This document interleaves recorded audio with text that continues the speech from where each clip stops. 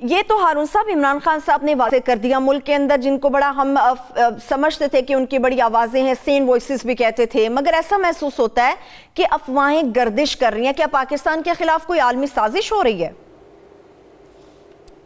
अफवाहें गर्दिश कर रही हैं, कमाल है। वो वीज़ा रोक दिया है पाकिस्तानियों का, वर्क वीज़ा तो सिर्फ पाकिस्तानियों का रोका है, विजिट वीज़ा तो कुछ और का भी रोका, मगर इंडिया का नहीं रोका। इंडिया में कोरोना पाकिस्तान से कम है या ज़्यादा है। और ये अभी वो जो नईम, क्या वो शहर का नाम है, मुसैद के चीफ की और वज़ीर आज़म इजराइल की और सऊदी अरब के प्रिंस मोहम्मद की जो मुलाकात हुई है, तो वो ये किस सिलसिले में है? आपका ख्याल है कि ये सऊदी अरब के सिलसिले में है? और ये जो अचानक कुछ लोग इसराइल को तस्लीम करने के हक में बोलने पर लगे हैं अचानक, बिल्कुल, तो मतलब ये लोगों को आज़ादी दे दी गई है कि वो जो चाहें कहें और जो चाहें करें। अपोजिशन भी मुखालफत नहीं कर रही है अपोजिशन को तस्लीम करने की।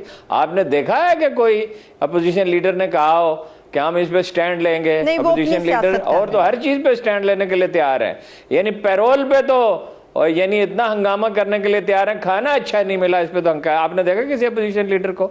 इसका मतलब है इमरान खान साहब ये नहीं कह रहे इमरान खान साहब के दबाव नहीं है, दरअसल वो ये कह रहे हैं कि मैं दबाव कबूल नहीं करूंगा। और क्यों चाहते हैं कि पाकिस्तान मान ले? जैसे ही पाकिस्तान मान लेगा आलम इस्लाम सारा मान लेगा, इसलिए कि ये आखिरी दीवार है पाकिस्तान, और बहुत मजबूत दीवार है। ये वाहिद एटमी ताकत है, इसके पास वो मिसाइल हैं, वो एटमी कुव्वत है, वो फौज है जो इसराइल का मुकाबला कर सकती है। और ये तो मुद्दतों से उनकी ख्वाहिश रही और जनरल मुशर्रफ की बड़ी ख्वाहिश थी, मगर सब डरते थे।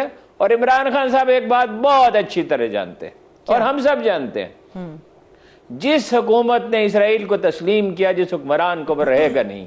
आपने देखा नहीं अभी इस जनाजे को, क्या वो कोई अपना ख्वाजा निजामुद्दीन औलिया थे, खादिम हुसैन रिजवी क्या थे वो? मतलब कोई मोइनुद्दीन चिश्ती थे, दाता गंज बख्श थे? बस वो एक बात करते थे रसूलुल्लाह सल्लल्लाहु अलैहि वसल्लम की, उनका जिक्र करते रहते थे, यही था ना? बिल्कुल। या इसके सिवा भी ऑरेटर अच्छे थे, हाफजा अच्छा था, इकबाल के शेर पढ़ते थे, और कम्युनिकेटर बहुत अच्छे थे, और कल्चर को समझते थे, मकामी कल्चर को। कितनी खलकत जमा हुई, कभी ऐसे जनाजा हुआ है पाकिस्तान में? कितने बड़े बड़े लोग उठ गए, ऐसा कभी जनाजा हुआ है? लोगों को समझ ही नहीं आती। 98% डान के जरीदे हेरल्ड ने सर्वे किया था खुद, और ये कहा था कि अगर ये सर्वे हमने खुद न किया होता तो हमने छापते। ये 20 साल पहले की बात है। 98% लोगों ने कहा हम शरी कवानीन चाहते हैं। इसराइल का मान लें तो पाकिस्तान की नजरियाती बुनियाद क्या बाकी रहेगी, और कश्मीर पे पाकिस्तान का क्या मुकदमा रहेगा जी? पाकिस्तान के वजूद का जवाब ही खत्म हो जाएगा उस दिन। और कायदे आज़म ने नहीं, सिर्फ इकबाल ने कहा था 1935 में, उम्र उनकी 60 बरस हो चुकी थी, बीमार वो रहते थे, गला उनका खराब था, घर से निकलते नहीं थे, मगर कहा कि मैं इसको रोकने के लिए, वो बना तो 48 में, उसके 13 साल बाद उन्होंने कहा मैं जेल जाने के लिए तैयार हूं। कायदे आज़म का रवैया इतना सख्त था कि किसी की जुर्रत नहीं थी कि इसके सिवा कोई दूसरी बात करे।